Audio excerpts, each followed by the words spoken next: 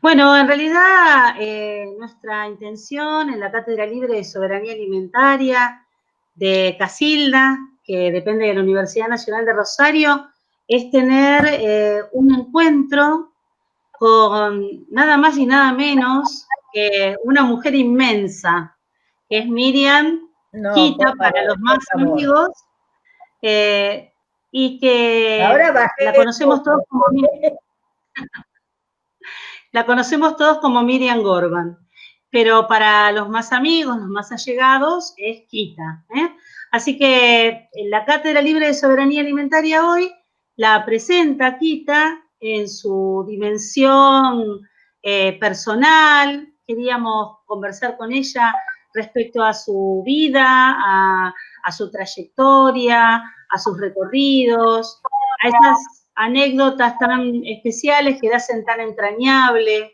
Queríamos hacerle lugar a esa Quita, que es una sabia, pero que al mismo tiempo es una mujer que ha tenido la oportunidad de hacer muchas cosas por los demás y queremos que esto trascienda.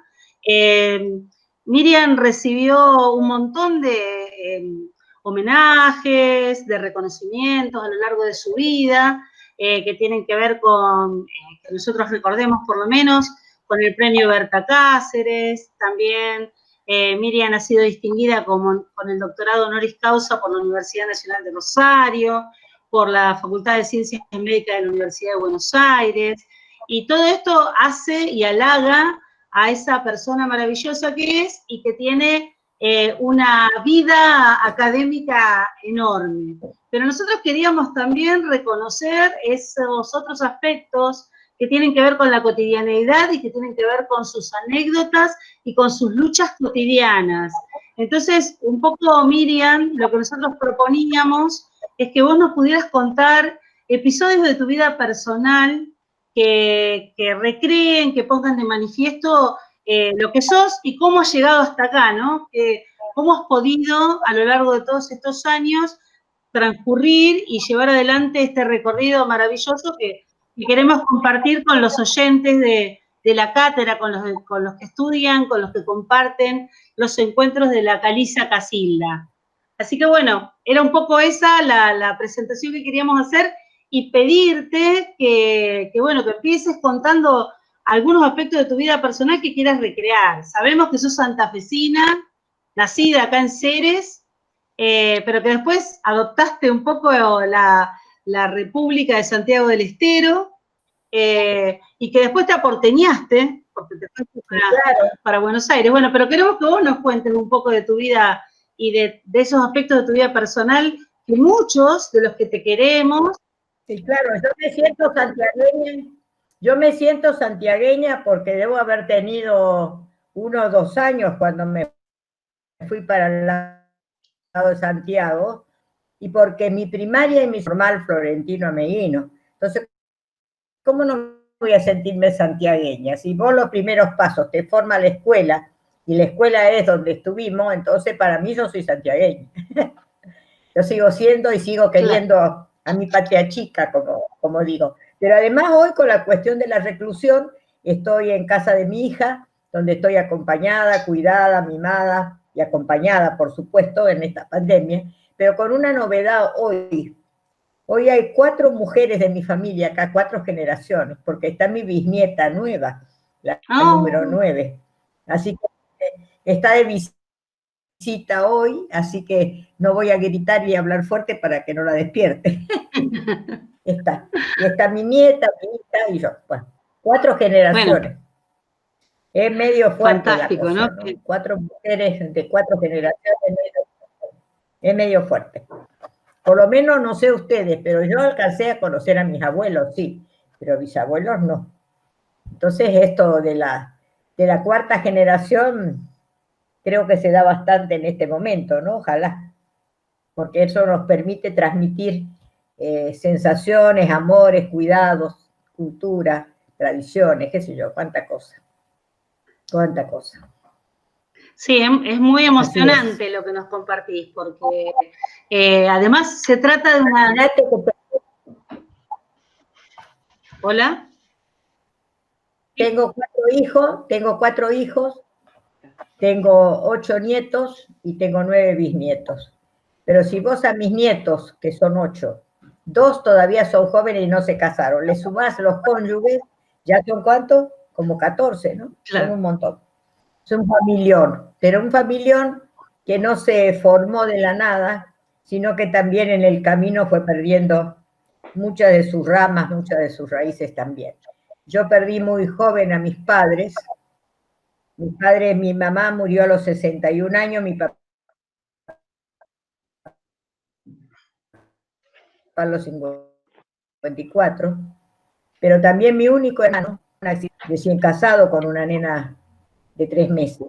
Así que las pérdidas también fueron grandes, y además yo misma tuve 5 hijos. Uno de mis hijos tenía 3 meses en la epidemia de poliomielitis y lo perdí ahí.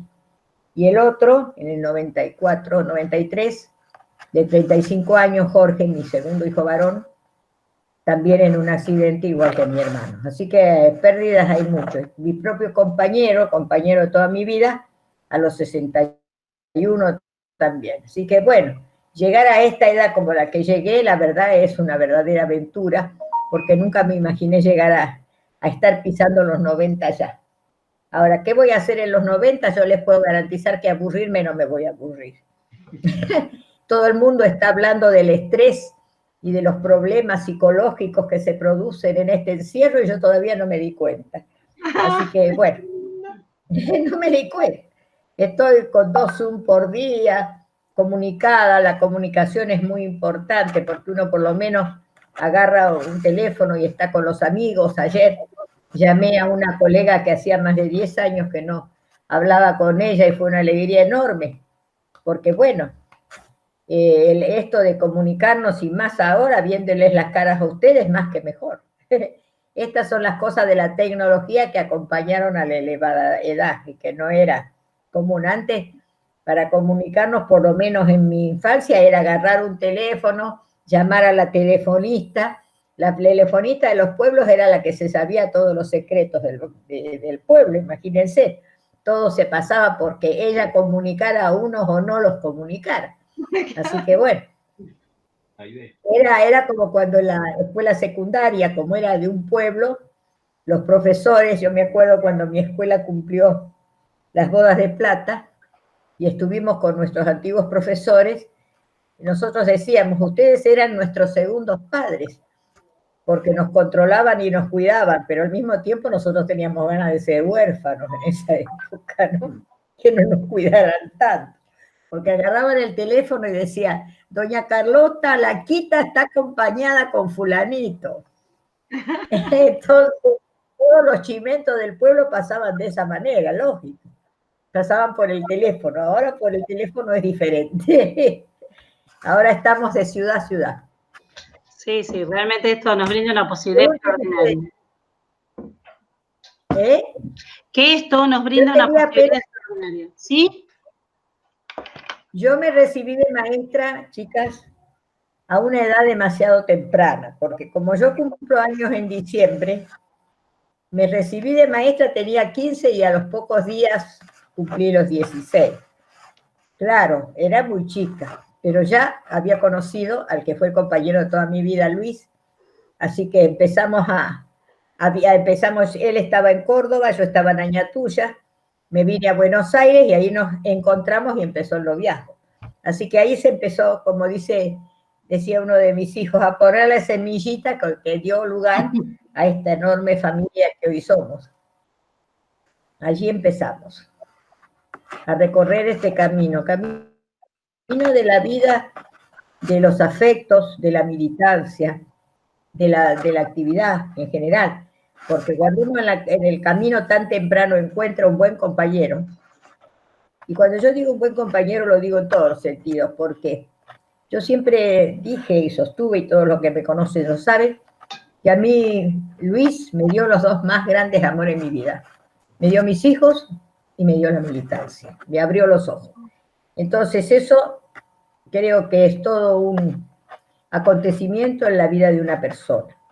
Y sobre todo cuando a vos te enseñan que todas estas cosas que tenés a flor de piel, o que sentís, o que te emocionan, o que te entristecen, o que te alegran, tienen una razón de ser y le das un marco teórico, racional o filosófico, y se tiene más sentido la vida. Luis decía, la solidaridad es la expresión más elevada del espíritu humano. Y yo creo que sí, solidaridad y humanismo es una sola cosa, es una sola cosa. Nadie puede dormir tranquilo, como dice Tejada, mientras hay un niño en la calle.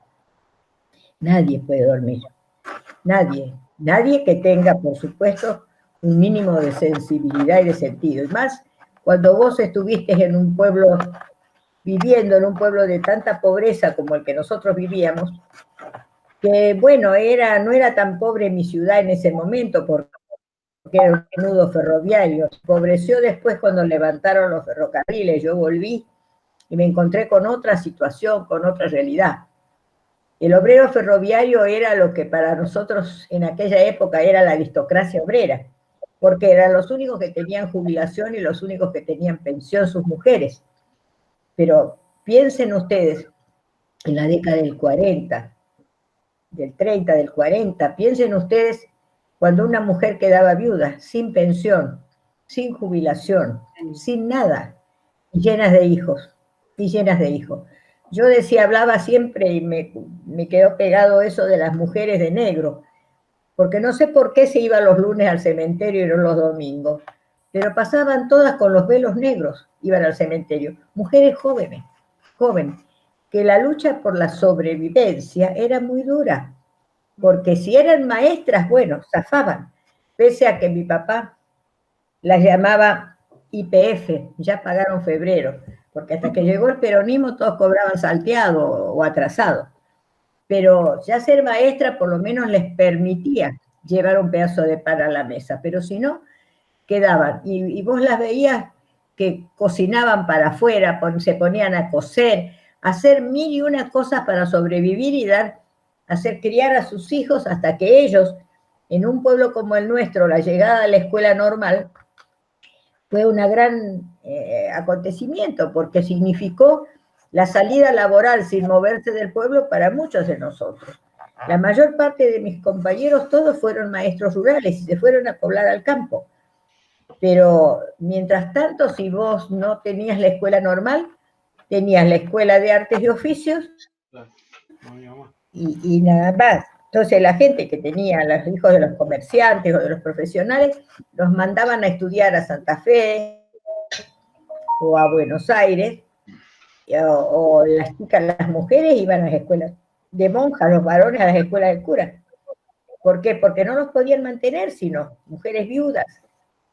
Era tremendo porque cada vez que yo me acuerdo de eso, pienso todo lo que hemos conquistado en derechos, sobre todo las mujeres. Esto de la ama de casa, esto de la pensión, esto de la jubilación, ¿cuánto significa en la vida de toda una sociedad? ¿Cuánto significa? ¿Y cuánto hubiera significado para el crecimiento en aquella época, verdad? Cuando vos, a medida que nosotros conquistamos un derecho, tenemos que mirar hacia atrás para ver el salto cualitativo que ese derecho nos otorga y nos da. Yo esta mañana participé en un Zoom del Ministerio de Desarrollo donde estaban evaluando la tarjeta alimentar.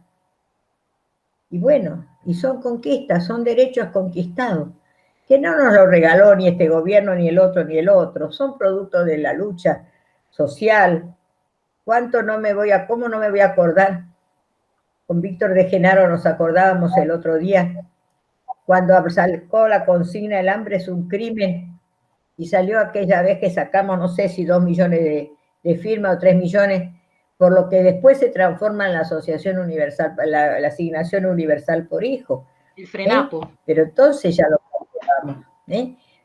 Seguro que ustedes también lo militaron. ¿Cuántas firmas conseguimos? Una cantidad enorme. Sí. No es obra de la casualidad, todo es obra de la lucha. Cuando ayer o anteayer me estaba acordando de uno de mis tantos trabajos, y el director del sanatorio Güemes donde trabajé me decía que querían que estuviera todo el día en el sanatorio. Y yo le contesté muy suelta de cuerpo: doctor, usted sabe que hace más de 100 años hay gente que dio la vida por 8 horas de trabajo. Claro. Estas son las cuestiones. Gente que dio la vida por 8 horas y ahora trabajamos 12. Entonces, estas son las cosas que a uno lo hacen reflexionar y pensar en que nada es gratuito y que todos, por eso decimos, no bajar los brazos nunca. Y esa consigna que supimos acuñar en el 70, y luche, y luche, y luche, y no deje de luchar, ¿eh? Porque es así como se consiguen las cosas. Con el esfuerzo redoblado, con la multiplicación de la fuerza, con algo que por ahí decimos en las charlas, ciencia digna, sociedad organizada y políticas públicas. Eso es la síntesis de los logros, así. Y por ahí me agarra la morriña, me empiezo a extrañar, por supuesto, esa adolescencia hace tantos años, pero que fue en una época interesante, porque yo cursé secundario con el nacimiento del peronismo. Acuérdense, yo me recibí de maestra en el año 47. Con lo cual, 46 nace el peronismo, yo vivía en Añaltuya, centro ferroviario, donde todo el mundo era peronista. Y en mi división, en mi curso, todos eran peronistas menos 2, una era yo. Nunca fui peronista, pero tampoco jamás fui antiperonista, al contrario. Como le digo siempre a los compañeros, he compartido la calle, la militancia, la tortura, la cárcel, todo. Así que no hay antis, ni de un lado ni del otro. Pero sí tener presente de cómo era en la época. Y la época era una época, digamos, de ir plasmando conquistas, de ir en forma organizada. Lo que era, en la cuadra de mi casa estaba el sindicato de la Unión Ferroviaria y de la Fraternidad. Entonces uno iba y, digamos, era común el diálogo con la gente, no el veneno, ¿no? No los antis, a los que nos acostumbran ahora. Pero bueno, volví varias veces a mi pueblo, no me queda nada allá, incluso ya no quedan mis propios compañeros con la edad que tengo yo, y yo era la más chiquita, imagínense. Pero volví cuando la escuela cumplió los 25 años, los 50 y los 75. Pero les prometí que para los 100 no iba a estar, no iba a llegar. Pero la última vez fui para los 75 años, fui a todas las celebraciones, porque para un pueblo como el nuestro, la llegada de la escuela normal fue realmente un verdadero acontecimiento. Y les digo que hubo que traer los profesores de Santiago, entonces, algunos de ellos, y otros fueron los propios profesionales de la zona. La dentista era profesora de anatomía y el farmacéutico profesor de química o de botánica. Pero algunos de ellos, como los de pedagogía, matemática y demás, los tuvieron que importar, de Santiago del Estero vinieron. Y bueno, entonces esa formación, que fue de las escuelas normales de antes, ahora es diferente la formación del maestro. Nosotros cursamos un secundario de 4 años, muy intensos, con clases mañana y tarde. Eso presuponía que nuestros compañeros que venían caminando desde donde vivían, algunos de ellos 5 kilómetros, una legua, y se quedaban a almorzar en nuestras casas, porque no podían volver para la clase de la tarde. Así que esa convivencia que tuvimos nos ayudó muchísimo a una integración social y sobre todo a que no existieran estas diferencias que hoy uno ve, estas desigualdades que uno ve. Nosotros eso no lo sentimos porque estuvimos en una escuela pública, donde todos éramos iguales, donde no existía la escuela privada. Y unos años después, porque en Añatuya es uno de los primeros obispados que se crearon después que yo me fui, ¿no? Después, en la década del 70, se creó un obispado ahí. Y entonces ahí aparecieron las escuelas privadas, las escuelas católicas, hogares de chicos y demás. Cuando yo volví en una de las veces estas de celebraciones, mis compañeros me decían, ¿te acordás, Rusa? Yo era la rusa. ¿Te acordás, Rusa, cuando nosotros decíamos, ¿dónde vas? A la escuela. Ahora tenés que decir, ¿a cuál escuela? Nosotros decíamos, ¿a dónde vas? A la escuela. Era una. Pero ahora está diferenciada. Y esa diferencia por sector social no nos ayuda a una integración mejor desde ya. Entonces, en ese momento, en ese tipo de escuela donde nosotros nos educamos y nos formamos, sí, Me acuerdo, en el primer grado inferior estaba el Consejo Escolar Nacional. Y el Consejo Escolar mandaba todos los años, al principio de año, útiles, ropa, libros, cuadernos, qué sé yo, mandaba toda la ayuda. Entonces nos llegaba y mi escuela en primero inferior era yo la hija del comerciante y la hija de la directora de la escuela y el hijo del médico, los tres que nos diferenciaban. Entonces repartieron la ropa y nosotros por supuesto no la vamos a recibir y la maestra nos dio una cátedra, ustedes la van a recibir como todos porque acá todos los chicos son iguales. Y nos daba mucha vergüenza porque le decíamos, pero a alguien le puede faltar, no le va a faltar a nadie, pero ustedes usan la misma que los demás. Miren ustedes cómo nos igualaban, ¿no? Y bueno, y ahora eran las cosas que también sucedían, porque por ejemplo a Santiago del Estero le llegaban camisetas de frisa, ¿no? Imagínense, pero la camiseta de frisa. Pero hoy una foto que yo nunca pude recuperar, que la tenía una amiga mía, una compañera de escuela que nos encontramos en Buenos Aires muchos años después, y una lástima que yo no pude tener una copia de esa foto, donde estábamos todos los alumnos de primer grado. ¿Y saben qué? Solamente nosotros tres estábamos calzados, los demás estaban en patas, estaban descalzos. Y esa era la realidad.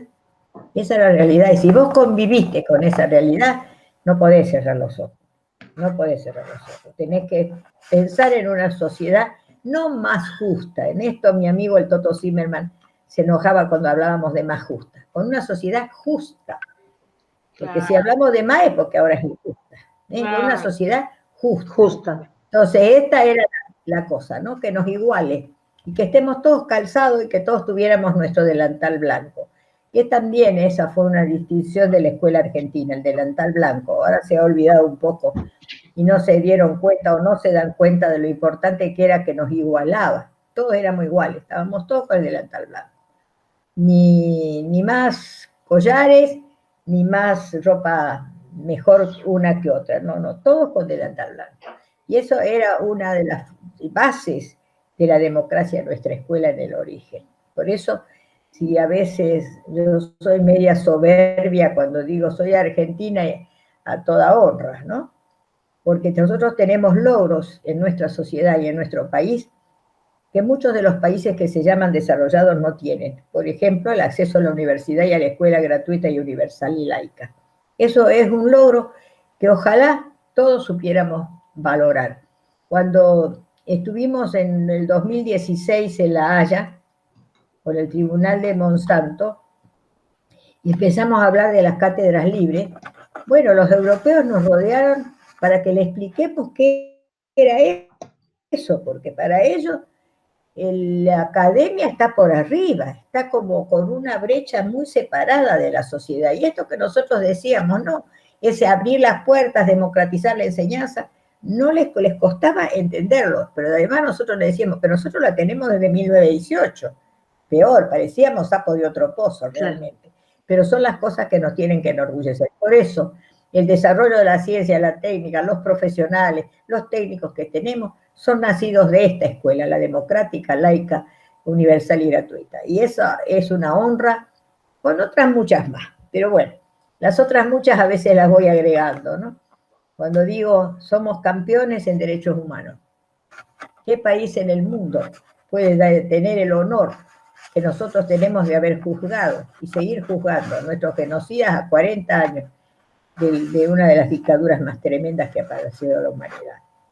Y seguimos haciéndolo. Y no solamente en eso, hay algunas cosas que parecen sencillas pero que no son tanto. Una prima mía que vivió fuera del país cuando volvió, me decía, che, pero acá protestan por cualquier cosa. Claro que sí, no somos aplaudidores.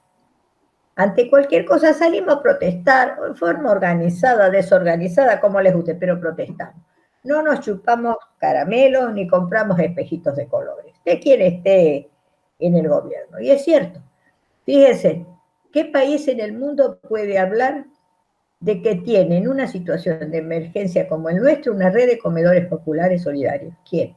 Que están paliando el hambre de todos sus conciudadanos. ¿Cuántos? Que me lo cuente.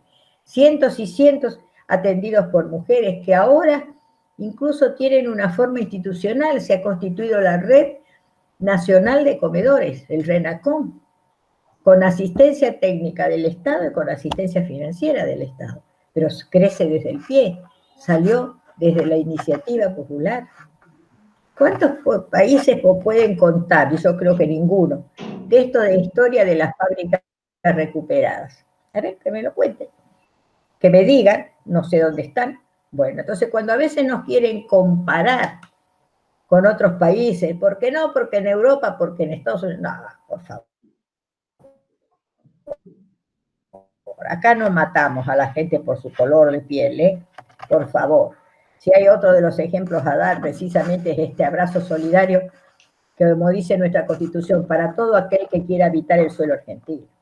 Todos tenemos derechos, todos. Entonces, esto es lo que hace que yo, por lo menos personalmente, me sienta muy orgullosa de ser argentina.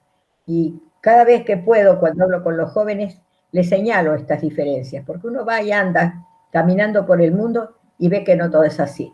Me acuerdo que en el 76, en el 76 yo estuve en la RDA, y tuvimos una reunión con el sindicato del lugar donde estábamos, ¿no? Y ellos nos empezaban a decir, porque nosotros tenemos tal beneficio, y nosotros le contestábamos, nosotros también.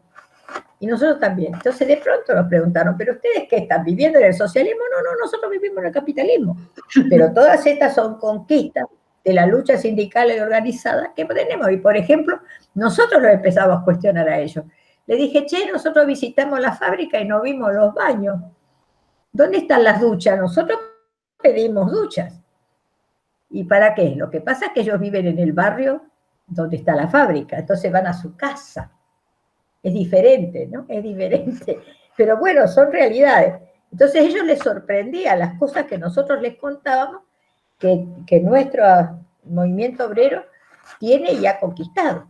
Y bueno, son cosas que cuando nos compara, yo hago la otra comparación, la contraria, digo, que me cuenten qué país en el mundo tiene un solo dueño en 1 millón de hectáreas. Entonces, vamos a decir, no superamos ni el latifundismo ni el feudalismo. Claro que sí, esas son nuestras rémoras, ya las superaremos.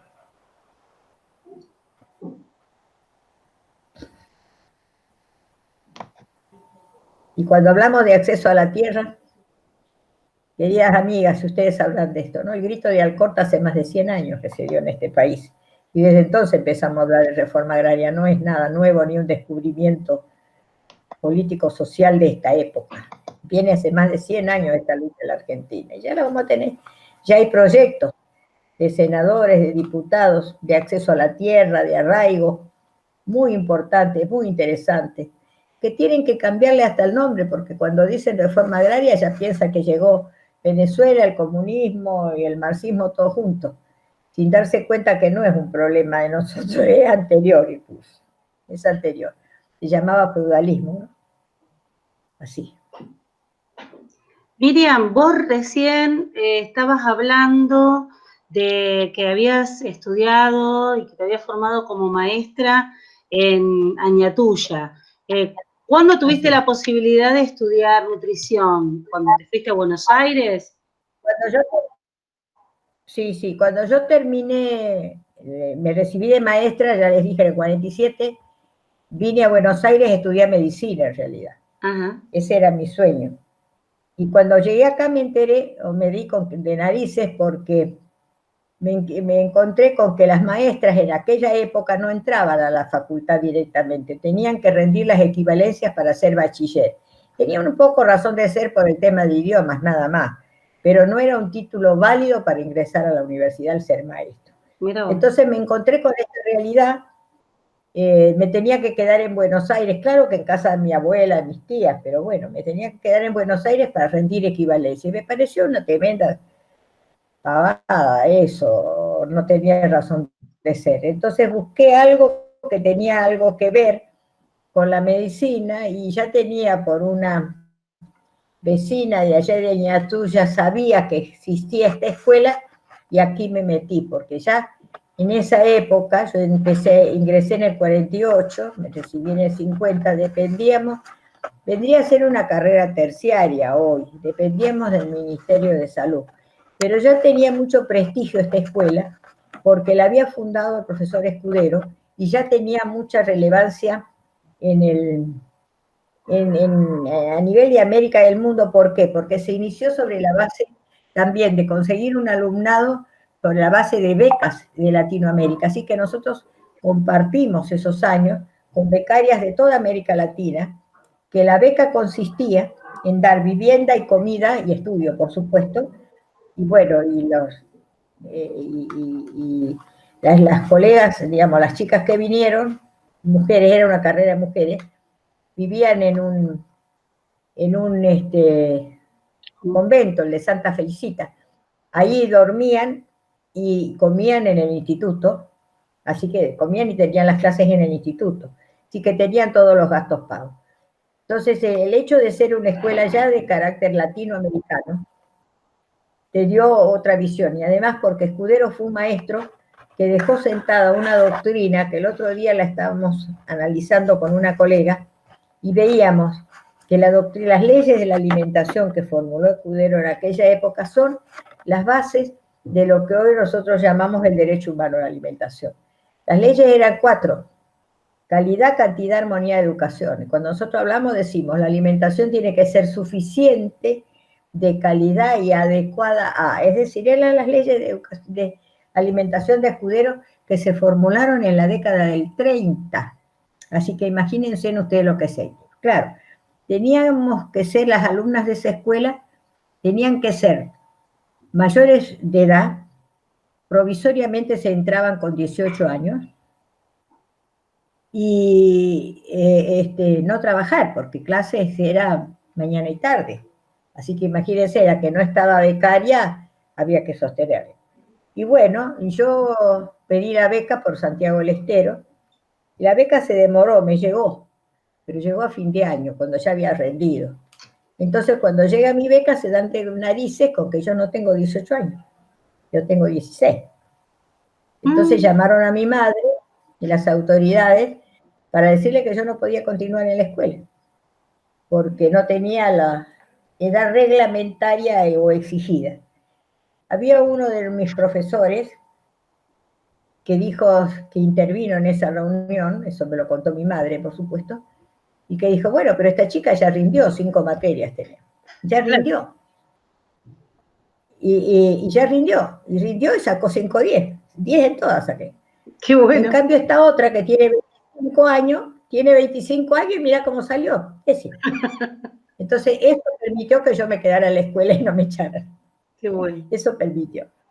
Pero bueno, pero eran las obligaciones de aquella. Hoy, por suerte, la carrera es mixta, por suerte, tiene otra visión holística, como la tuvo al principio. El otro día yo estuve revisando los orígenes de nuestra escuela y me encontré con que sus orígenes ya el profesor Escudero había visto la cuestión de la producción.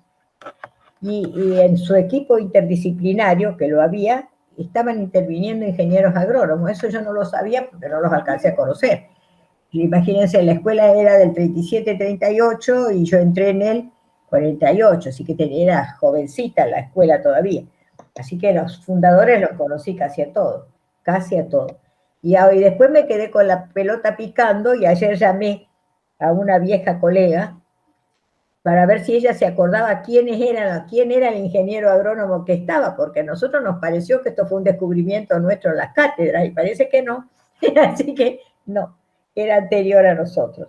Es decir, lo de la economía dietética, la economía política, eso estaba en la preocupación, y por eso considero que pese a que era una carrera terciaria, tenía una formación más holística, más general, más abarcadora del fenómeno de la alimentación, no como el plato final de la comida que llega a nuestra mesa y que tenemos que decir cuánto de hierro, cuánto de proteínas tiene, sino al contrario, planteaba el interrogante de qué comer, pero desde la producción y desde la distribución y el consumo. Por ejemplo, una de las cosas que uno recuerda del origen de la carrera, en aquella época no había villas miserias, pero sí estaban los conventillos de la ciudad de Buenos Aires. Y entonces nuestras colegas después, pero alumnas entonces, iban con los calentadores primos, no había gas en la ciudad todavía, en todos lados, con los calentadores primos iban a los conventillos a enseñar a cocinar. Así que imagínense cómo fue desde el origen, un origen de carácter social tuvo la carrera, que a veces, claro, en el correr de los tiempos por ahí se desdibuja, pero es lo que hay que sofrenar, digamos, frenar y apuntar otra vez la brecha desde el sentido de una profesión.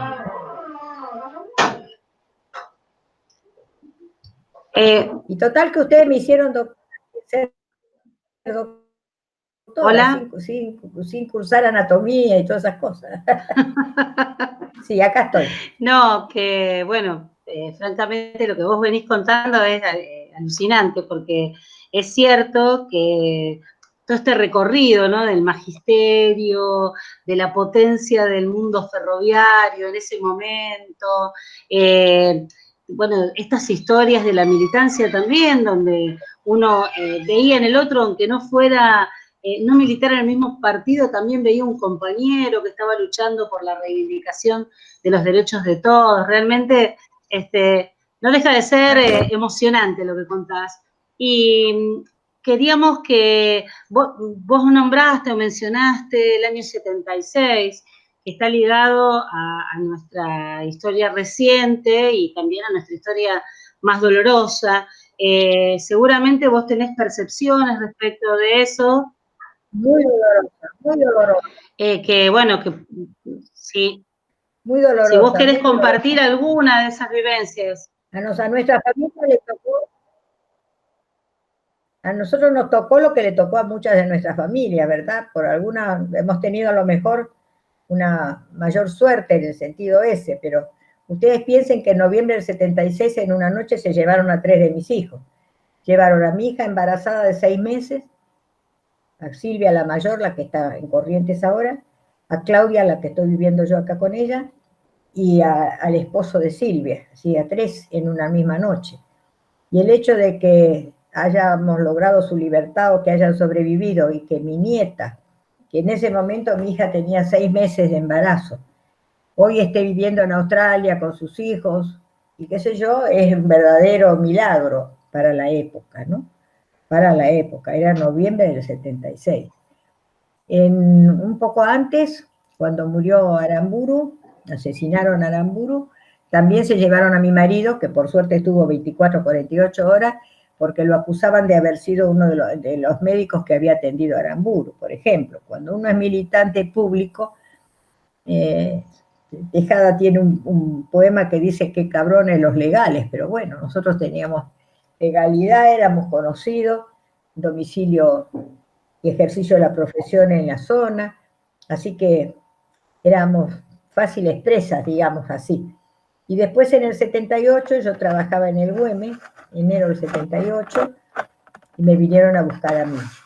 Nunca supimos bien qué pasó y por qué, pero sí tenía que ver con alguna delación, porque absurda, porque ya se habían llevado al delegado general y a la comisión interna.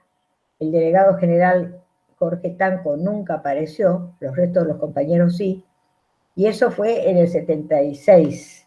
Y en el 78 me vinieron a buscar a mí al lugar de trabajo. A mí me llevaron, me secuestraron el 10 de enero del 78 y estuve 20 días en uno de los campos del terror, en el banco estuve, y también, por eso puedo contar la historia, muchos de nosotros no podemos contarla, pero fueron años bastante duros. Yo digo, en ese momento, y creo que tomé conciencia un poco después de todo eso, cuando salí, de la gran solidaridad que se había desarrollado con todos los presos, pero conmigo en especial, porque mi marido, cuando lo llamaron y se enteró, la lucha de mi familia fue muy importante, la de la Liga de los Derechos del Hombre, porque vinieron unos jueces del exterior y mis hijas testimoniaron ante ellos. Yo era docente de la Cruz Roja, se apeló a la Cruz Roja Internacional, claro. Pero para mí, más que nada, quien me salvó la vida fue René Favaloro. Yo formaba parte del equipo del Sanatorio Güemes cuando él estaba allí, y mi marido fue el primero que encaró y le dijo: está secuestrada Miriam, necesitamos una carta suya. Él elaboró o escribió una carta, seguramente yo no la conocí, y Luis se la llevó, eso fue una tarde, se la llevó a la mañana siguiente, se la llevó al general Suárez Mason, porque dependía de él esta cosa. Yo estaba allá adentro, por supuesto, de usted no me trataron, y sentí la diferencia en el trato, me di cuenta de que algo afuera debe haber pasado porque me empezaron a tratar de otra manera. Pero la acusación era que era una dirigente montonera. Entonces cuando me llevaron, habían revuelto toda mi oficina y se llevaron mi cuaderno de trabajo, el trabajo que tenía ahí, donde tenía todas las direcciones de los abastecedores. Imagínense que nosotros llegamos a servir 5.000 comidas por día, así que el abastecimiento era todo un tema, estaba en nuestras manos, ¿no? En la mano del servicio de alimentación. Entonces, se llevaron ese cuaderno con anotaciones que las interpretaron de acuerdo a la mirada que ellos tenían.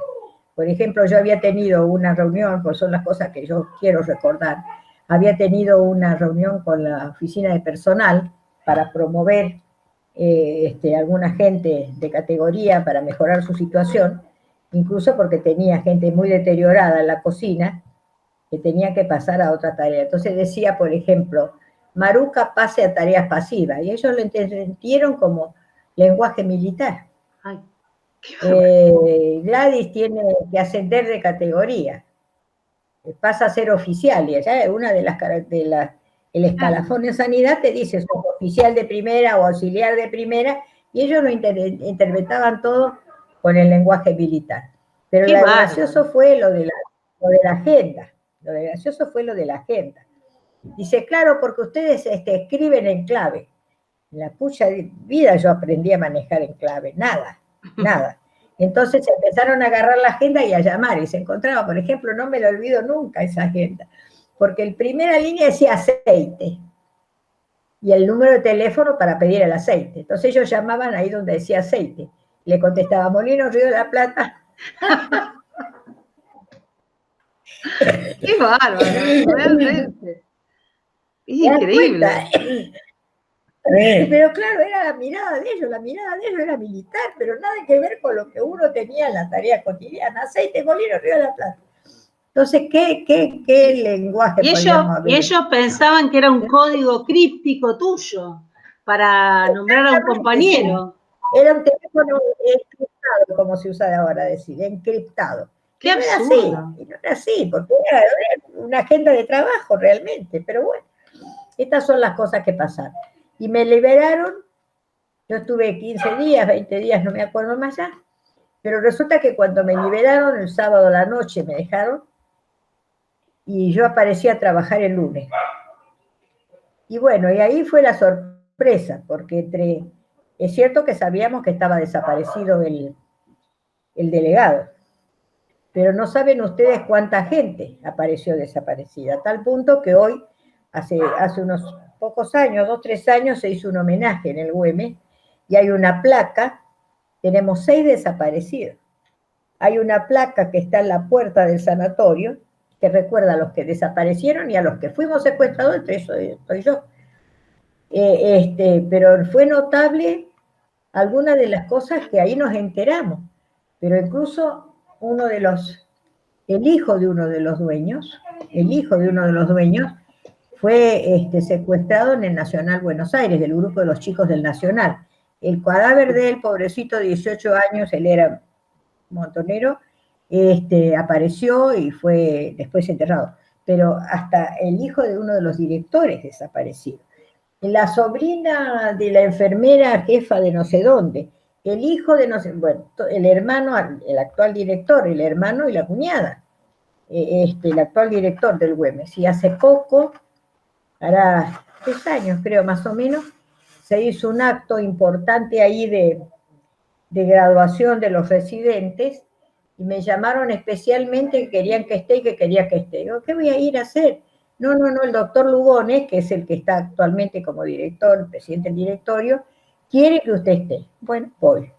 ¿Y qué era? Me entregaron una tremenda placa de reconocimiento de mi tarea. Yo estuve 15 años allí, Y bueno, precisamente por las dos cosas, por haber trabajado con responsabilidad profesional, pero más que nada por haber sufrido. Realmente, por ejemplo, yo salí del secuestro y me atendió una médica allí que dejó registrada en mi historia lo que ella encontró. Un tiempo después que me operaron de no sé qué, fueron a buscar mi historia y mi historia había desaparecido. Y en mi historia figuraba realmente los rastros de lo que habían hecho conmigo. Entonces miren ustedes hasta qué punto hay algunas cosas que se entrecruzan entre las empresas y entre las... Ellos se portaron muy bien conmigo, cuando yo salí me ofrecieron que me tomara vacaciones, que si querían me pagaban cualquier cosa, que yo me fuera a descansar, volviera, pero de ninguna manera. Lo importante fue que me retuvieron el cargo, esto era el 78, pero después me echaron en el 83, así que cuando llegó la democracia me echaron. Entonces, no es la dictadura, me echaron en la democracia, pero bueno, el hecho de tener a veces demasiadas responsabilidades, uno hace que tenga algunos puestos que son muy codiciados y aparezcan también en la empresa privada los asomos de los intentos de corrupción desde ya. Cuando vos manejas un presupuesto muy grande, tenés muchos candidatos a ocuparlo. Después, cómo lo ocupás es otra historia. Esa es una historia para escribir aparte. Sí, te digo que te escucho y supongo que le está pasando lo mismo a las chicas. Algunas cuestiones de tu historia habíamos leído, pero en este momento vos estás contando sucesos de los que no teníamos noticia y no deja de ser sorprendente y emocionante y angustiante al mismo tiempo este relato, porque realmente lo que estoy pensando todo el tiempo, lo que me viene a la mente todo el tiempo es Miriam, el privilegio de poder vivir para contarla, ¿no? Poder vivir para contarla, para enseñar, para transmitir, para... Puedo contar, por eso lo puedo contar. Para que uno sepa cómo valorar. Cuando uno se vino a hacer el bueno y a interrogarme, y lo primero que me dijo, por eso ese interrogatorio lo recuerdo muy bien, me dijo, usted, yo comprendo de usted, dice, nos debe tener mucho odio, dice, pero usted nos tiene que comprender, mira qué bueno que era, porque muchos de nuestros camaradas hoy son una lápida en el cementerio. Y yo, olvidándome de dónde estaba, por supuesto, a lo mejor, no sé si consciente o inconsciente, le contesté, bueno, por lo menos los suyos tienen una lápida. Y yo le pregunto, ¿dónde está en ese momento de la provincia de Buenos Aires el doctor Valera? ¿Dónde está Moncho Pérez? ¿Dónde están todos estos compañeros nuestros que no sabemos dónde están? Ustedes tienen una lápida, nosotros no. Entonces, esta fue una cosa. Dice, bueno, lo que pasa, dice que usted no esté... Le digo, no, le digo, yo estoy muy tranquila, le digo, porque yo confío en la justicia. ¿En la justicia? Me dijo el tipo. Sí, porque ya hubo un juicio en Nuremberg. Yo estoy hablando del año 78, nosotros ni soñábamos con tener el juicio de los genocidas. No, ya hubo un juicio en Nuremberg, le dije. Usted también lo van a enjuiciar cuando le toque, pero bueno, acá están. Y todavía seguimos enjuiciándolos. Y lo que ellos hicieron con los 30.000 compañeros desaparecidos, más todos los que se tuvieron que ir del país, más todos los que perdieron sus cargos y sus puestos, los docentes, acuérdense que fue precedido por la noche de los bastones largos, los docentes que se tuvieron que ir del país, cuántas carreras frustradas, cuántas vocaciones perdidas en el camino, por favor, sí hay que enjuiciarlo. Ya han pasado 40 y pico de años y seguimos enjuiciándolos, ¿no? Así nomás. Eso es otro de nuestros signos distintivos. Es como para ponernos la escarapela de nuevo. Fuimos capaces de juzgarlos y no nos amedrentamos. Eso es lo importante. Y yo creo que la carrera profesional mía, y eso hace poco cumplí 70 años como profesional, mis colegas de la federación me hicieron un homenaje y una de las cosas que pude decir, recorrí todos los estamentos que ustedes pueden imaginarse, desde la olla popular hasta el servicio más de alta complejidad que tuvo el país, que fue el Sanatorio Güemes cuando vino Favaloro y vino la cirugía cardiovascular de su mano. Pero yo recorrí todos esos espacios. En todos lados estuve como dietista, de pie, a veces con cargos directivos, sí, pero sobre todo uniendo, y esto yo creo que es lo que también ha significado algo especial, ¿no? Yo me di cuenta en la cumbre de la alimentación, esta es la base de la soberanía para mi mirada. Cuando estuve en la cumbre de la alimentación representando a los nutricionistas en el 96 y me junté con la gente de la vía campesina y me empezaron a hablar de reforma agraria y otro modelo productivo y qué sé yo, me di cuenta de que estaban hablando en el lenguaje que yo conocía por mi militancia política. Y esta praxis entre la política y la profesión es lo que me dio la certeza, digamos, o me afirmó en el concepto de la soberanía alimentaria. Para mí, ahí yo uní las dos cosas, la profesión y la militancia. Y creo que es así, porque la alimentación es un hecho político, pero un hecho político para cambiar una sociedad, no para dejarla así como está. Y bueno, esta es mi pasión por la soberanía. Claro, absolutamente conectado lo que estás contando. Vos y Luis, cuando empezaron a vivir juntos en Lomas, él ejercía la profesión de médico, vos la de nutricionista, y además eran militantes del Partido Comunista. En ese contexto ustedes llevaban a cabo un montón de acciones de atención a la comunidad, de acompañamiento. Hemos leído algo respecto de eso, y bueno, por ahí para que nos cuentes.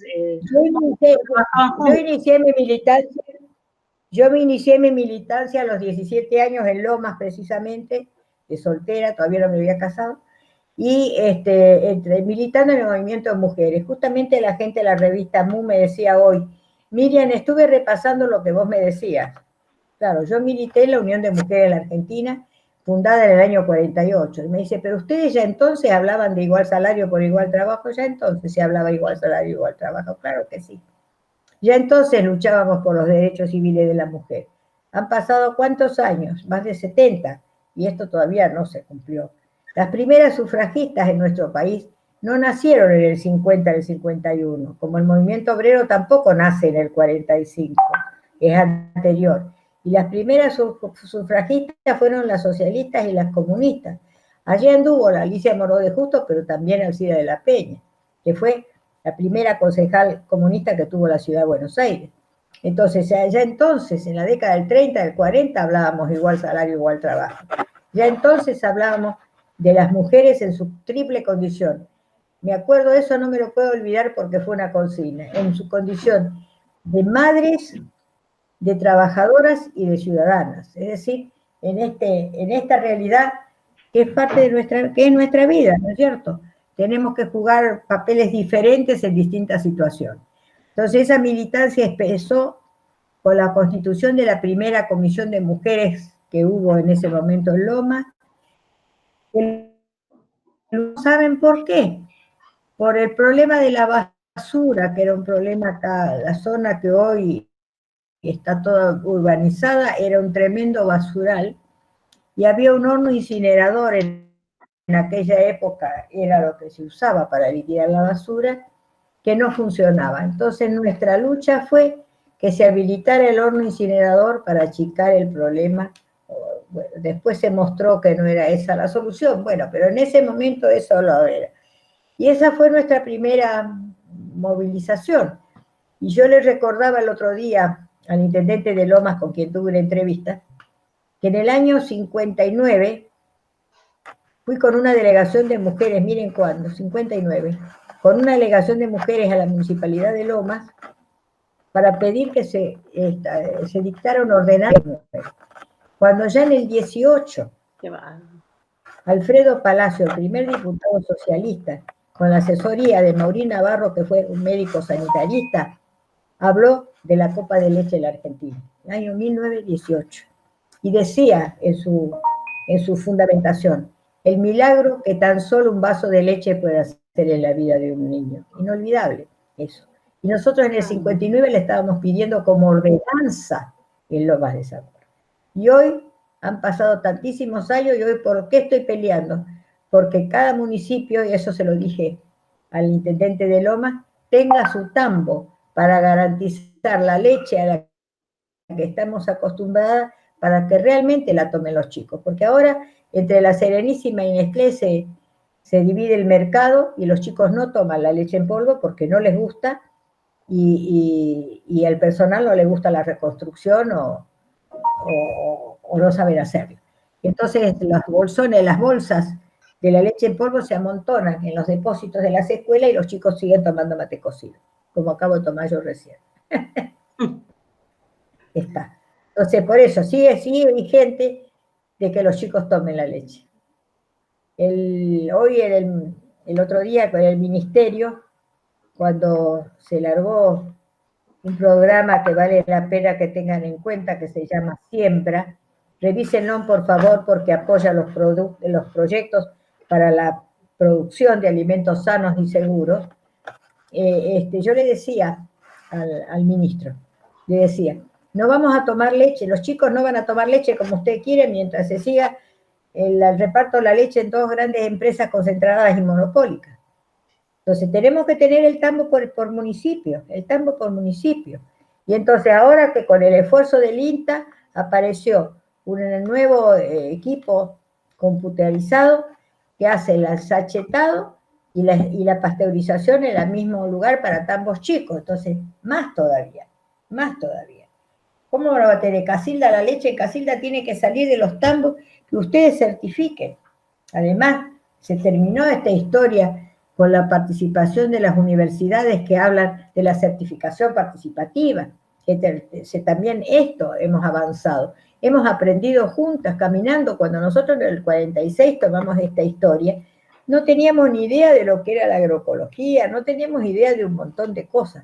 Yo tenía más conocimiento de la alimentación, pero por mi formación profesional, pero no de los modelos productivos, no de todas estas cosas. Y por eso hoy nos plantamos y le decimos al presidente, señor presidente, para que haya soberanía alimentaria hay que parar de fumigar y garantizar el acceso a la tierra y parar la inflación.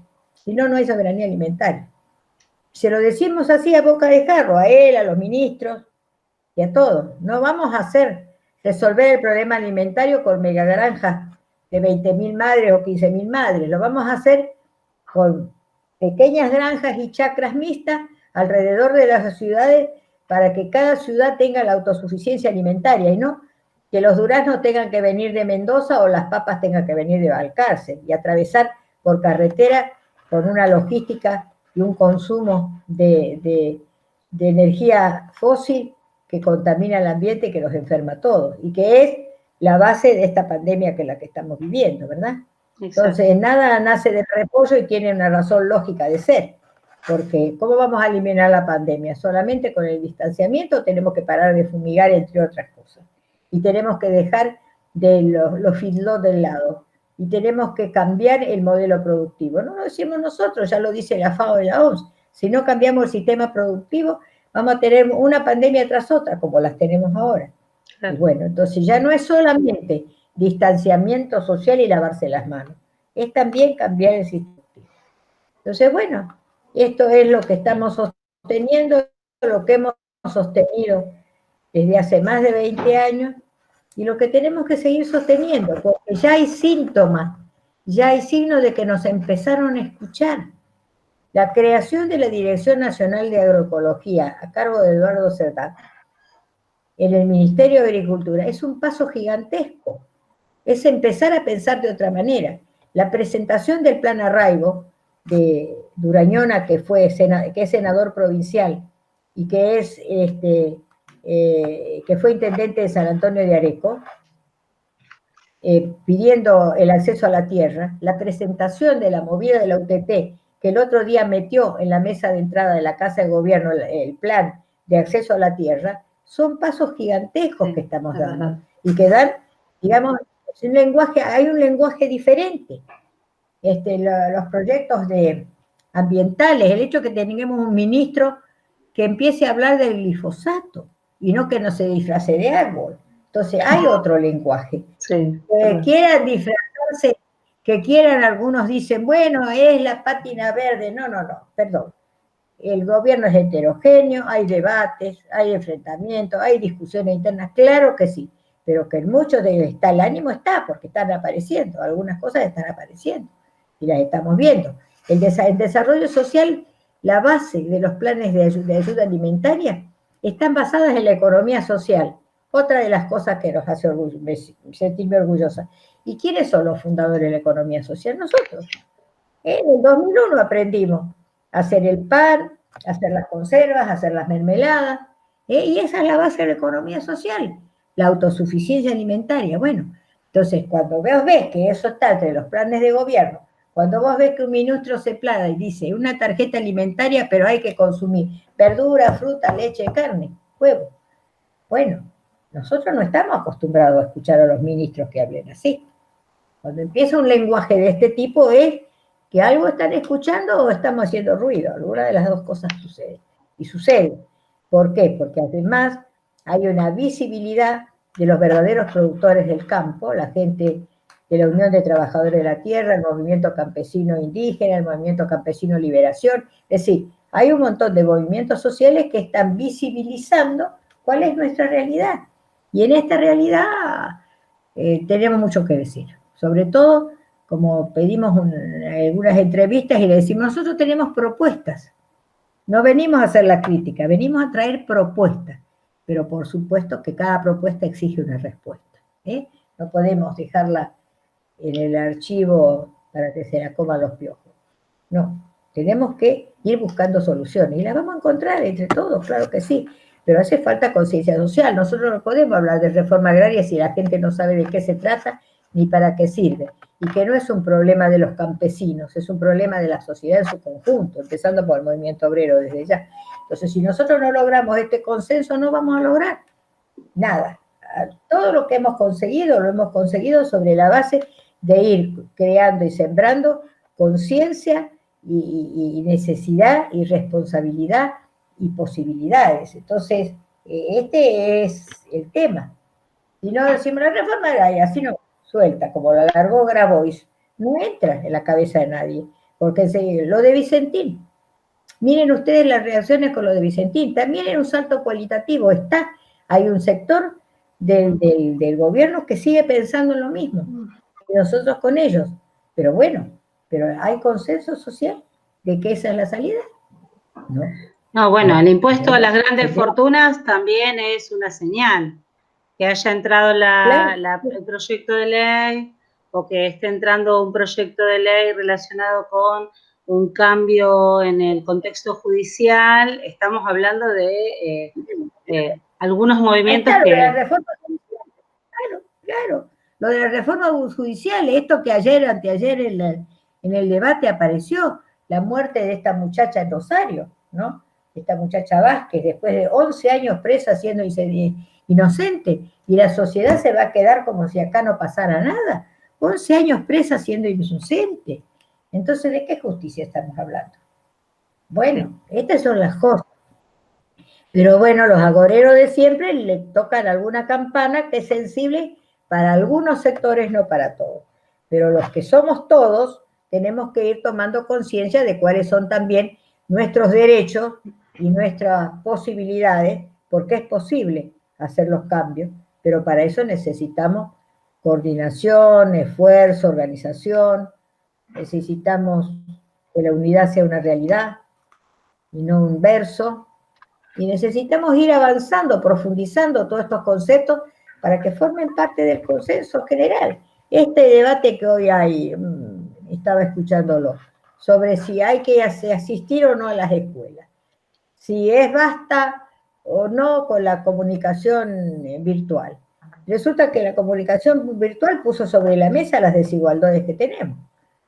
Zonas enteras donde no tienen acceso al Internet. Sí. No es que no tengan solo la computadora. Y yo recuerdo, más de una vez lo escuché y ahora lo volví a escuchar, lo que pasa es que los chicos quieren la computadora para jugar. Y ayer hubo una de las diputadas, creo, senadora, que contestó, es que tienen derecho al juego. ¿Quién dijo que no tienen que jugar? Tienen derecho al juego, y si la usan para jugar, bienvenida sea. También es un aprendizaje. Van a jugar con la...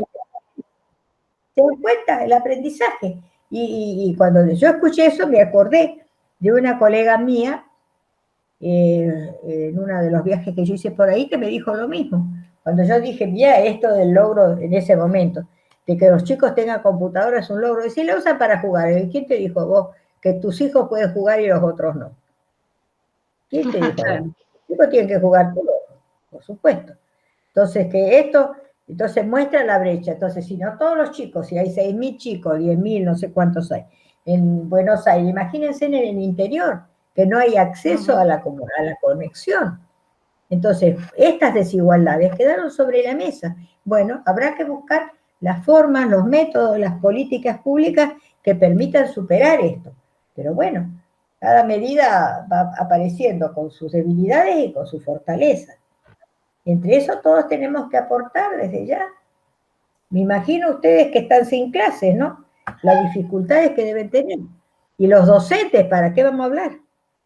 Decía por ahí uno, dice, imagínense una casa donde hay 5 chicos, con una computadora, y si esos 5 chicos además tienen los docentes y además todos los trámites que tenés que hacer, todo en forma virtual, claro que con una computadora no alcanza. Bueno, fabriquemos computadoras. Sí, esto viene a poner al desnudo, esto viene a poner al desnudo cuestiones que vos señalás claramente. En las instituciones educativas estamos trabajando el tema de cómo, si bien reivindicamos la presencialidad, cómo seguir manteniendo el vínculo de afecto, el vínculo de socialización con los estudiantes y las estudiantes. Y bueno, no es fácil. No, claro que no es fácil, pero bueno, es absolutamente necesario.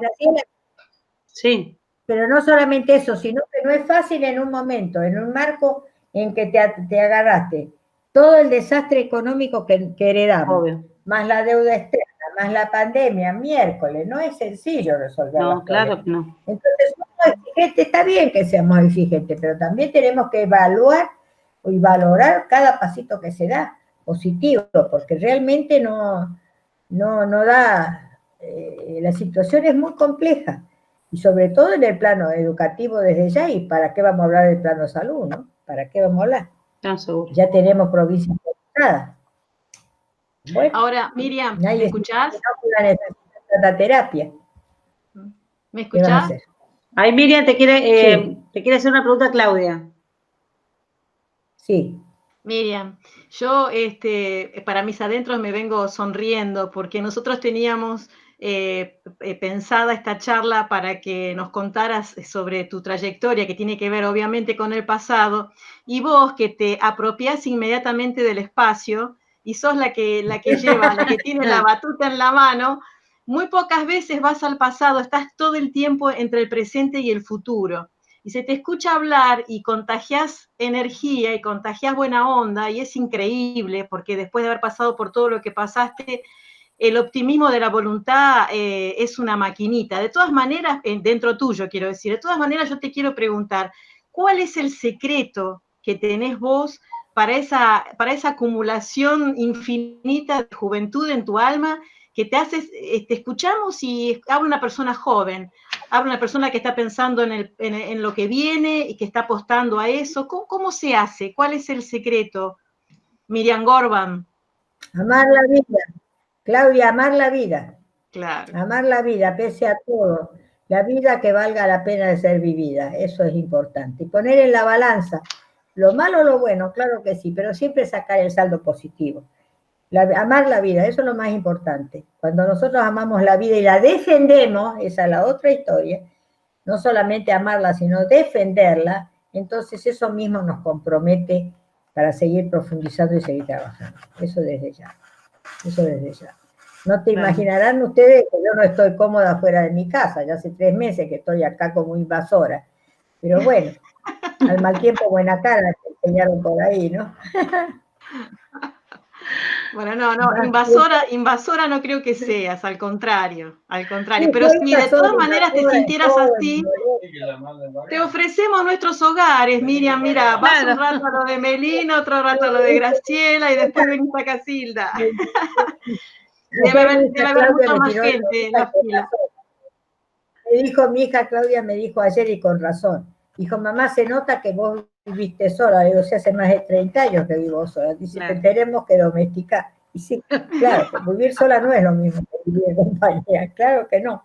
Entonces, por un lado uno se siente una carga, pero por otro lado se da cuenta de que hay costumbres y hábitos que uno tiene que ya no son los de la vida común, ¿no? Pero bueno, Claro, lo superaremos. claro, Mientras que estemos sí. sanos y resistamos al COVID-19. Sí, por eso, bueno, es muy importante lo que vos decías respecto a que si bien hoy los espacios escolares están vacíos, los espacios educativos están vacíos y llenos de expectativas al mismo tiempo, es imprescindible privilegiar la vida y cuidar la vida. Por eso hoy en las escuelas no nos estamos encontrando en aquellos espacios que promueven o la virtualidad u otros mecanismos que hemos ido encontrando para estar comunicados con nuestros estudiantes y nuestras estudiantes, ¿no? Yo me quedé pensando en algo que, bueno, vos venís diciendo un montón de cosas que superan ampliamente las expectativas que nosotros teníamos respecto del encuentro, pero fundamentalmente a mí todo el tiempo me repica, vos conociste tanta gente, pudiste, vos, conociste tanta gente, sabíamos, alguien nos comentaba que hasta te dedicaron poemas, algunos músicos, escritores. Sí, como no. No, tengo varios. Qué bueno. Sí, el día que oraron en la UBA, ahí recitaron uno que había escrito Tejada Gómez, pero lo dijeron tan mal que se perdió la tremenda poesía que son. Pero bueno,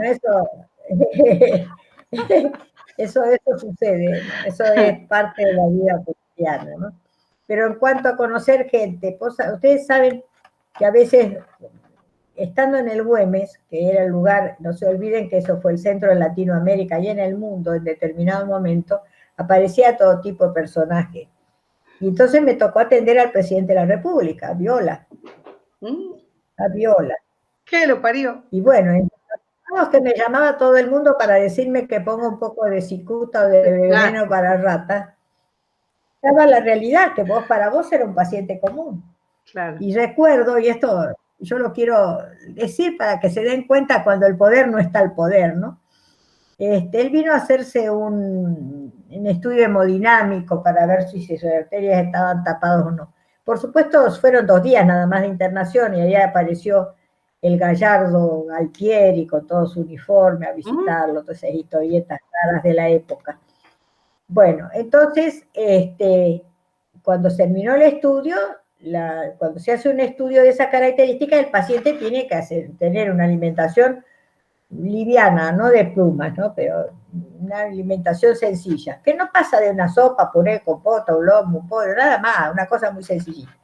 Entonces yo me presenté y le dije, bueno, soy la nutricionista, ¿qué quiere usted? ¿Puede comer tal o cual cosa? Y entonces me contesta, acá está el edecán, él es el que se va a encargar de lo que usted determine, pero lo llegan a traer de la Quinta de Olivos. No confiaban en nosotros, tenían miedo que le pudiéramos ver. Bueno, como no, entonces tráigame una presa de pollo, lomo, lo que el presidente quiera, y un puré, una manzana, una compota. Bueno, esto era a las 11 de la mañana. A las 12 me dio una vuelta para ver si le habían traído la comida, no se la habían traído. A la 1 no se la habían traído, nunca se la trajeron. Y 1:15, yo di la orden en cocina, bueno, este hombre se queda sin comer si nosotros no le damos comer. Me lo llevé a la decán de un brazo, me lo llevé a la cocina para que vieran en qué condiciones estaba elaborando la comida y se la llevamos. Pero nunca, ahí está el máximo poder del país. No le trajeron la comida, con edecán y con toda la ceremonia por ahí. Miren ustedes, ¿no? Y alguna gente muy linda, muy agradable. Fangio. El de Fangio es lindo porque yo había ido en el 59 a un congreso latinoamericano de mujeres que se hizo en Chile. Y vinieron por primera vez el avión de cubana con las revolucionarias cubanas, Aleida Mar, Santa Marina, todas ellas que vinieron. Entre las que estaban, una de ellas, una de las tatas que estuvimos conversando, por supuesto, me dijo, en mi casa estuvo secuestrado Fangio. Cuando fue ese famoso secuestro de Fangio en Cuba en una carrera internacional que iba a ver. Sí. En mi casa estuvo. Entonces me contaba, perdón. Llámame más tarde, estoy en un Zoom. Me contaba ella qué tipo agradable, qué tipo bien, qué comportamiento ejemplar que había tenido, qué sé yo. Me contaron una serie de anécdotas.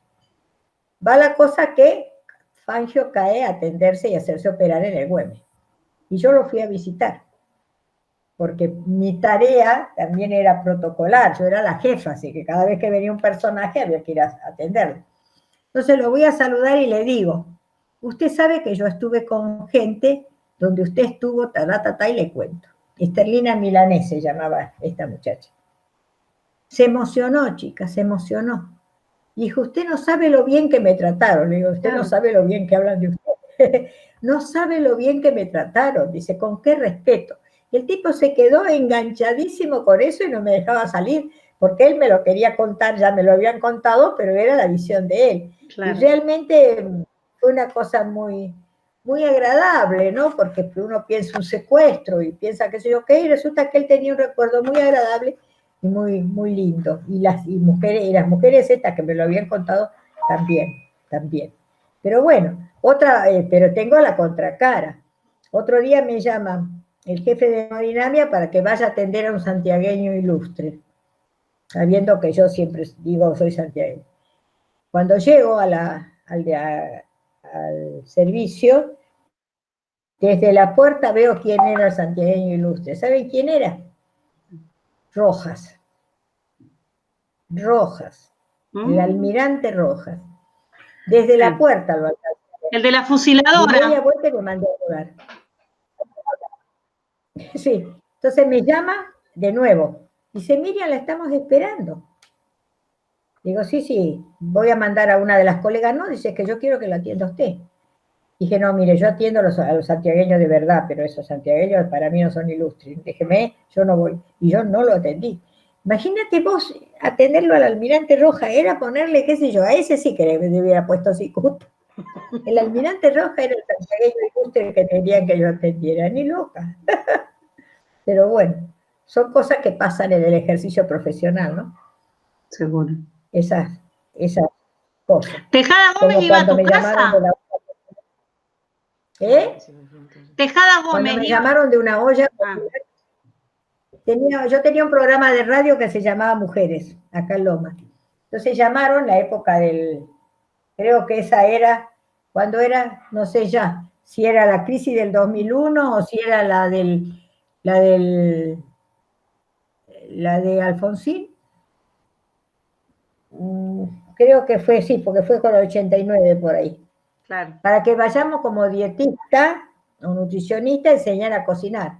Y lo único que hicimos es salir aprendiendo a cocinar y no enseñando, por supuesto, porque la sabiduría popular sabe mucho más que la academia, ¿no? Entonces aprendí a hacer la levadura y aprendí a hacer las bolas de fraile por las mujeres que ganaban la vida haciendo bolas de fraile, vendiéndola en la cancha. Bueno, son cosas que suceden, ¿no? En la vida de la gente. Que no te las vas a olvidar más.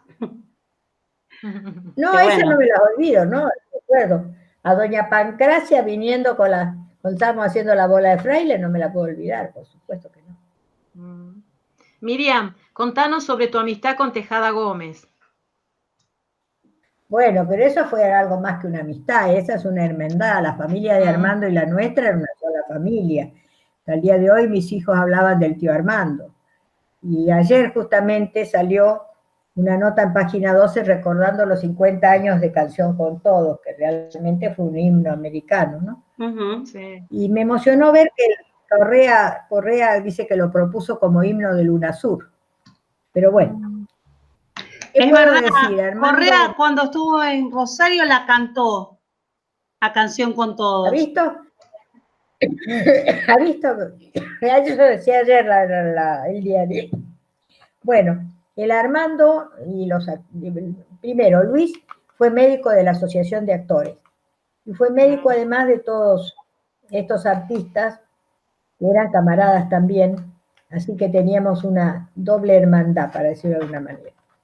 Armando formó parte de nuestra familia, era un amigo entrañable que estaba siempre, cuyas celebraciones, cuando él tenía algo que celebrar, lo celebraba en nuestra casa. Él llamaba cosas muy lindas. Un día nos llama a la hora que un día de consultorio, Luis atendía lunes, miércoles y viernes, llama y le dice, Lucho, mira, vino el embajador cultural, agregado cultural, qué sé yo, de México, y yo le prometí una reunión especial, así que vamos a tu casa a comer un asado.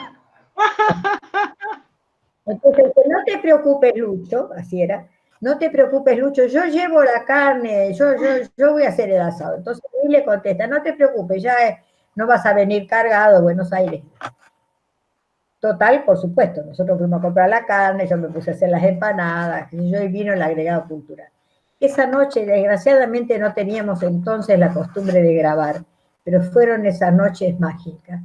Ellos lo habían llevado, el tipo había ido a una peña folclórica porque quería ver folclore argentino. Y le dijeron, mira, en las peñas no vas a escuchar folclore te lo vamos a hacer escuchar nosotros. Y vinieron los changuitos violineros, los andariegos, Ramón Ayala, qué sé yo, todos los que vinieron. Isidro, un ecuatoriano con el 4, que estrenó en casa el comandante Che Guevara. Lo estrenó en casa, con su cuarto. Mirá vos, yo estoy hablando de la década del 60. Bueno, y entonces vinieron todos a casa. Fue una noche de esas mágicas. En medio de la noche, no sé quién dijo, porque dicen que nosotros no sabemos hacer payadores, dijo Armando, ¿no?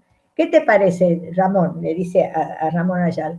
Armamos una payada y ahí armaron una payada. Yo desde el día de hoy, que lamento no haber grabado eso. Fue una cosa maravillosa, fue una hora que los dos tipos estuvieron maravillosos. Qué bárbaro. Bueno, y Armando con sus nenas, Gloriana y con Paulita,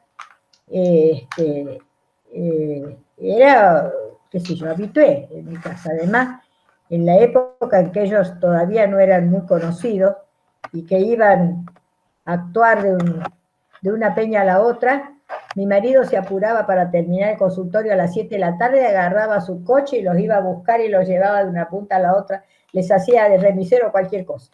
Y Mercedes atendió a su mamá, Mercedes misma. Mercedes quedó muy sentida, porque me llamó y me dice, ¿por qué se fue Lucho? Cuando Luis muere, tenía 61 años, Mercedes se quedó, me dice, pero Quita, no puede ser, ¿por qué? Dice, no estamos huérfanos. Bueno, él era el amigo, el consejero, el médico, el que estaba a cualquier hora disponible para ellos, por supuesto.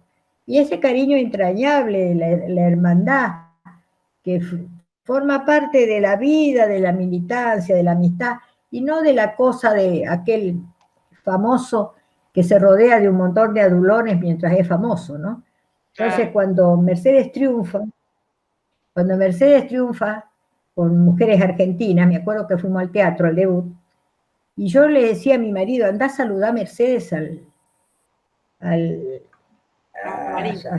su lugar, digamos, ¿no? Y él no quería ir, ¿por qué? Porque sabía que iba a estar llena de adulones alrededor. Digo, pero Luis, vos tenés que ir. La relación con Mercedes va más allá de un tipo de amistad. Bueno, y fue. Al final, porque le insistí, fue, pero no quería ir en el momento ese. ¿Qué le dice Mercedes? Lo primero que le dice, Lucho, ya me compré un departamento. Y esta vez te invito yo a comer ravioles en mi casa, pero esta vez los pago yo. La Mercedes. Y bueno, y sí, porque ese tipo de relaciones eran relaciones muy fraternas y al mismo tiempo políticas, ¿no? Porque ante cualquier que hemos tenido situaciones complejas, difíciles, complicadas desde el punto de vista político, era agarrar el teléfono y llamar, ¿y ustedes qué piensan? ¿Y ustedes qué dicen? O venirse a casa a charlarlo, a conversarlo, eso desde ya. Pero realmente yo creo que lo de Armando, muchos de ellos, pero el Armando en especial es un caso muy especial. Fue uno de los grandes poetas de América, reconocido por el mismo Neruda, ¿no? Pero que nunca fue a la escuela. Él fue autodidacta. Y nosotros que lo conocimos en Mendoza, que estuvimos con él y con su entorno, que vivimos tantas anécdotas, tantas cosas tan hermosas de su vida, incluso fue diputado y demás, nos dimos cuenta, la tremenda obra de Armando es uno de los pilares fundamentales de la poesía latinoamericana.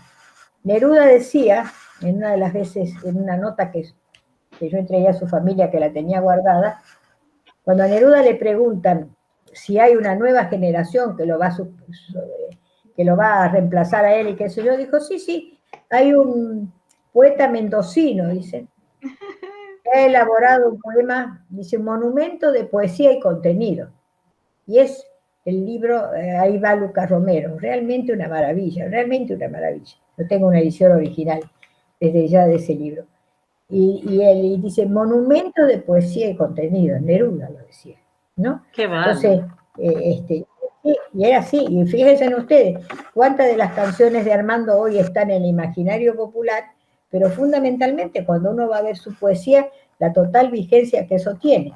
Y claro, ahora no aparece, es que nuestra canción ahora yo creo, es una opinión muy personal, que en ese sentido hemos retrocedido, porque el contenido y el valor de la música acoplada con la poesía, esas duplas de Leguizamón y Castilla, de Falú y Dávalos, de Tejada y Cela, qué sé yo, no se han reproducido, porque era un acople fantástico, que no se da otra de las cosas que no se dan muchas veces en el mundo, de la poesía con la música acoplada perfectamente y verlos componer, verlos trabajar, era una fiesta, por eso, y eran tipos realmente talentosos, piensen ustedes, esto que yo les digo, Armando no fue a la escuela. Cuando pudo ir grandote de 14 años en un primero inferior y le dio mucha vergüenza y no fue más. Entonces, era autodidacta. Entonces, caramba. Entonces, pero evidentemente hay una beta que parece que es genética, porque en la familia de él había varios que andaban por eso y me contaron que uno de los chicos de él está escribiendo también ahora. Bueno. Pero bueno, una época brillante de nuestra historia musical y poética, ¿no? Porque las canciones de esa época que hoy todavía se dan, no se ha logrado todavía algo de ese nivel. ¿De qué nivel, no? Yo estando saliendo por el mundo, yo me acuerdo que César me regaló, y seguramente lo perdí, un CD, no era un CD, bueno, un CD puede ser, con toda la grabación en distintos idiomas de las canciones de ellos.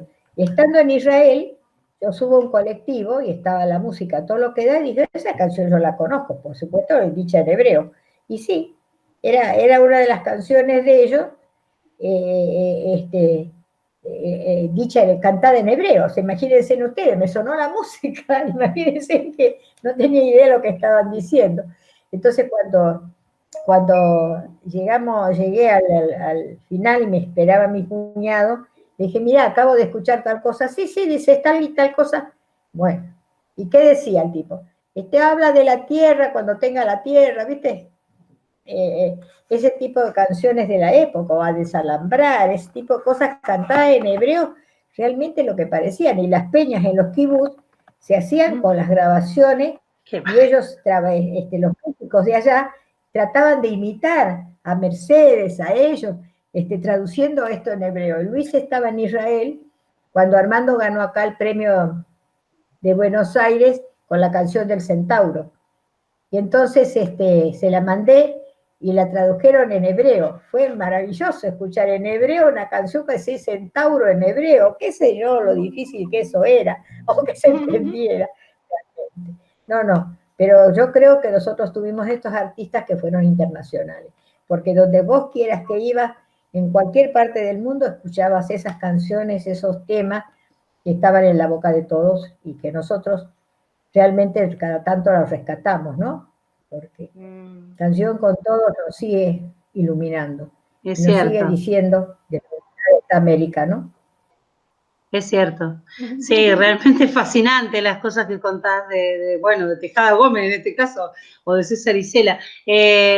Nosotras cuando pensamos en el título para este encuentro con vos, bueno, estuvimos dándole vuelta cómo lo íbamos a llamar, y bueno, surgió la posibilidad de pensar en una frase que vos habitualmente usás.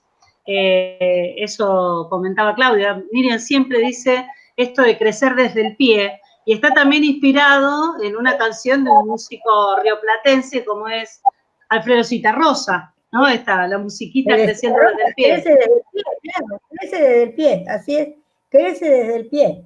Exacto. Armando lo dice de otra manera, Armando lo dice, el fuego calienta desde abajo. Que es lo mismo, claro. Es lo mismo. Yo uso mucho esa frase, claro que sí, si la organización, la solidaridad, los lazos no se establecen desde abajo hacia arriba, no, de arriba no viene nada, es desde abajo. De arriba no viene nada. Sí. Así que, bueno, la verdad que no sé qué opina el resto del equipo, pero para nosotros ha sido una tarde maravillosa. La semana que viene. Que evidentemente se podría seguir todo el tiempo, pero bueno, sabemos que Miriam tiene un montón de compromisos. Ya vimos que cortó el teléfono porque ya la estaban acosando por teléfono. Ya me estaban llamando. Sí. Y bueno, y nosotros además queremos poner a disposición esta grabación al resto de la familia calicera del mundo, del resto del mundo. Mientras les... Dice, mamá, no estás atendiendo el teléfono. No, hay veces yo no estoy con el teléfono encima, pero por ahí lo dejo 2 o 3 horas. Cuando lo agarro tengo 200 mensajes, 300, 150, qué sé yo. Pero bueno, trato de contestar a todos, pero no por eso estoy con el oído pegado. Ya. Bueno, estoy Miriam, en posición de ustedes, sobre todo, la verdad de mi parte, Miriam, muchísimas gracias por tu tiempo, por hacer memoria, por compartir. Un abrazo fraterno a todos, y a descansar un poquito, pero a trabajar mucho. Claro que sí, en eso estamos. Un abrazo a todas. Hasta la victoria siempre. Y ha sido un placer estar bueno, gracias, chicas. Gracias, Miriam. Un abrazo enorme porque la verdad somos unas privilegiadas. Sí. Tenerte entre nuestros afectos. Sí, que no. Inolvidable. Amigas, somos grandes amigas. Bueno, te queremos. Un aplauso para Miriam. Te queremos, bravo. Te queremos muchísimo. Te amamos. Gracias. Cuídate. Chao. Cuídense mucho. Chao. Cuídate, Miriam.